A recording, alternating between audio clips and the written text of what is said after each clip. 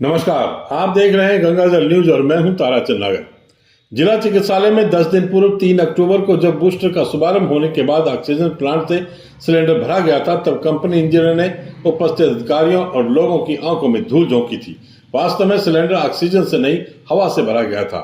इसका पता भी दूसरे दिन उस समय लगा जब मरीज को सिलेंडर लगाया गया। पीएमओ डॉक्टर प्रेम प्रकाश सुथार बताते हैं कि इस पर उस इंजीनियर से बात की तो उसने प्लांट चलाने से रोकते हुए कहा कि प्लांट में सेंसर बदलना पड़ेगा, उसके बाद ऑक्सीजन प्लांट से ऑक्सीजन बनेगी। डॉक्टर सुथार ने बताया कि नया सेंसर उपकरण आ गया है, 1-2 दिन में इंजीनियर आकर लगा देगा, उसके बाद प्लांट से ऑक्सीजन का उत्पादन शुरू होगा। ऑक्सीजन के अभाव में किसी मरीज की सांसें नहीं टूटे, इसके लिए क्षेत्र के भामाशाह डॉक्टर पप्पू राम डारा जिला चिकित्सालय में 80 लाख रुपए खर्च कर चुके हैं, मगर ना जाने क्या कारण है कि ऑक्सीजन प्लांट का दिल धड़कने ही नहीं लगा है, जिसके कारण प्लांट ठप है। हमारी टीम ने आज ऑक्सीजन प्लांट का दौरा किया, तब यह हकीकत सामने आई कि उद्घाटन के समय ऑक्सीजन प्लांट से जो सिलेंडर भरकर दिखाया गया था उसमें ऑक्सीजन थी ही नहीं। उसके बाद से प्लांट में उत्पादन नहीं हो रहा है और ना ही सिलेंडर भरने का काम हो रहा है। कारण जानने के लिए हमने पीएमओ से बात की थी। कोरोना काल में ऑक्सीजन की कमी के कारण कुछ मरीजों की मौत हो गई थी, तब ऑक्सीजन प्लांट की आवश्यकता महसूस हुई थी। भामाशाह डॉक्टर पप्पू राम डारा ने करीब 50 लाख रुपए की लागत से जिला चिकित्सालय में नया ऑक्सीजन प्लांट लगवाया था। यह प्लांट 31 मई 2021 को स्थापित किया गया, लेकिन बूस्टर की कमी और अन्य तकनीकी कारणों से इसमें कभी उत्पादन नहीं हुआ। बताया गया कि बूस्टर की कमी के कारण ऑक्सीजन प्लांट चालू नहीं हो रहा है। करीब 2.5 साल का समय ऑक्सीजन प्लांट लगाने वाली कंपनी और जिला चिकित्सालय के बीच पत्राचार में ही निकल गया। गत माह अपने जन्मदिन पर डारा ने जिला अस्पताल के ऑक्सीजन प्लांट के लिए बूस्टर लगाने की घोषणा की थी, जिसके बाद इसे खरीदने की प्रक्रिया शुरू हुई। कांग्रेस नेता भामाशाह डॉक्टर पप्पू राम डारा ने 3 अक्टूबर को जिला चिकित्सालय को ऑक्सीजन प्लांट के लिए करीब 30 लाख रुपए की लागत का ऑयल फ्री बूस्टर भेंट किया। उस दिन कंपनी के इंजीनियर ने प्लांट से ऑक्सीजन का उत्पादन कर दिखाया था और सिलेंडर भी भरा। इस प्रकार ऑक्सीजन प्लांट में 2.5 साल बाद उत्पादन शुरू हुआ था, लेकिन वह वास्तव में ऑक्सीजन का नहीं, केवल हवा का था। समारोह में एसडीएम डॉक्टर अर्चना व्यास और भामाशाह डॉक्टर पप्पू राम डारा ने बूस्टर का उद्घाटन किया था। ऑक्सीजन प्लांट के समय लगाए गए ऑयल फ्री बूस्टर की कीमत 30 लाख रुपए है। ऑक्सीजन प्लांट से सीधे बेड तक ऑक्सीजन की सप्लाई का सिस्टम भी अस्पताल में लगा हुआ है। बूस्टर से एक साथ 10 सिलेंडर तथा एक दिन में 70 से 75 सिलेंडर ऑक्सीजन के भरे जा सकते हैं।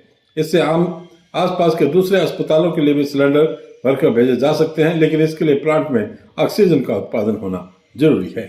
डॉक्टर साहब, 10 दिन बाद भी ऑक्सीजन प्लांट से ऑक्सीजन भरने का काम अभी तक शुरू क्यों नहीं हुआ? ऑक्सीजन प्लांट शुरू करने के बाद उससे एक सिलेंडर भरा गया था, उसको मरीज के लगाने के बाद मरीज का SpO2 नहीं बढ़ा, तो पुनः उसमें चेक करवाने के बाद में एक इंस्ट्रूमेंट संबंधित फर्म द्वारा आया है, जिसको इंजीनियर से बात करके कल इंस्टॉल करवाया जाएगा। तत्पश्चात ही इसकी ऑक्सीजन की कंसंट्रेशन 90 से ऊपर हो पाएगी और उम्मीद है कल या परसों तक स्टार्ट हो जाएगी। लोहट विधानसभा क्षेत्र का गठन 2008 में हुआ। यहाँ चौथी बार चुनाव होने जा रहे हैं। इस चुनाव की खास बात यह है कि इस बार लोहट मुख्यालय पर ही नामांकन पत्र दाखिल किए जा सकेंगे। पहले फलोदी एडीएम कार्यालय में नामांकन दाखिल होते थे, अब लोहट एसडीएम का निर्वाचन अधिकारी बनाया गया है। 5 साल में कितने मतदाता बढ़े, आपको ये जानना भी जरूरी है। लोहट विधानसभा क्षेत्र में पिछले 5 सालों में 35,448 मतदाता बढ़े हैं। निर्वाचन विभाग के अनुसार साल 2018 में 2,31,069 मतदाता थे। वर्तमान में जारी अंतिम मतदाता सूची के अनुसार लोहट विधानसभा क्षेत्र में 2,66,507 मतदाता हैं, जिसमें 1,42,234 पुरुष और 1,24,273 महिला मतदाता हैं। विधानसभा क्षेत्र में मतदान के लिए 275 मतदान केंद्र बनाए गए हैं। लोहट विधानसभा क्षेत्र में अब तक 3 चुनाव हुए हैं, जिसमें से वर्ष 2008 व 2013 में भाजपा के गजेंद्र सिंह खींवसर जीते, लेकिन 2018 में हुए चुनाव में कांग्रेस के कृष्णाराम बिश्नोई ने भाजपा के गजेंद्र सिंह खींवसर को 40,000 से अधिक मतों से हराकर जीत हासिल की। जांबा के प्रभारी सुरेश सारण के निर्देशन में टीम ने वर्ष 2016 के प्रकरण में वांछित गिरफ्तारी वारंटी मिस्री का पुत्र महेंद्र खान निवासी खालतों की ढाणी ननेऊ, गाड़ू का पुत्र महेंद्र खान निवासी खालतों की ढाणी ननेऊ, शेरे का पुत्र महेंद्र खान तथा सदीक पुत्र महेंद्र खान निवासी खालतों की ढाणी को गिरफ्तार किया है। सुरेश सारण थानाधिकारी के साथ head constable Girdhari Singh, constable Chetan Ram, Hanumana Ram की मुख्य भूमिका रही। अंतर्राष्ट्रीय बालिका दिवस पर जिला स्तरीय किशोरी शैक्षिक उत्सव मनाया गया। आर्य समाज भवन ओल्ड कैंपस में हुआ, जिसमें room to read India trust द्वारा बालिका शिक्षा व लिटरेसी कार्यक्रम के द्वारा संस्था द्वारा किए जा रहे कार्यों से संबंधित सत्रों का प्रस्तुतिकरण अलग अलग स्टॉल लगाकर उसके माध्यम से किया गया, जिसमें बालिका शिक्षा कार्यक्रम से प्रतिनिधि हेमलता सुथार व अंजना व्यास ने बालिका शिक्षा कार्यक्रम का उद्देश्य बताया व लिटरेसी कार्यक्रम की प्रोग्राम कोऑर्डिनेटर कंचन जोशी ने पठन लेखन व शिक्षण कार्यों की जानकारी देते हुए होने वाले बालिका शिक्षा कार्यक्रम की गतिविधियों की जानकारी दी।